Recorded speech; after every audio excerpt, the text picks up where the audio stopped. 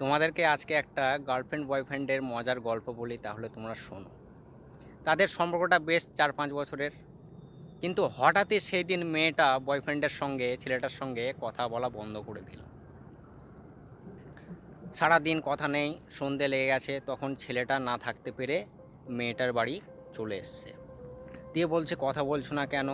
দিয়ে তখন রেগে গিয়ে মেয়েটা বলছে যে আজকে কী দিন তোমার মনে নেই? এত বছর আমার সঙ্গে আছো, তোমার তো কিছুই মনে থাকে না। খুব ঝগড়া করছে। তো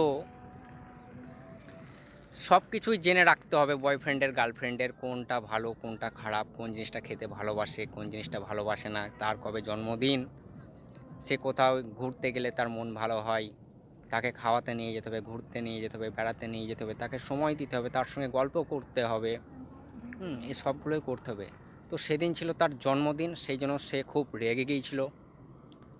তা এই যে এতক্ষণ থেকে আমার বক বকে শুনছিস তোরা, তো এত মন দিয়ে শোনার কিছু নেই, এটা তো ভালো কিছু নয়। তাই এত মন দিয়ে যদি পড়াশোনা করতিস, তাহলে এতদিনে নেট ইউপিএসসি ক্লিয়ার করে দিতিস। যা ফোন রাখ, পড়তে বস।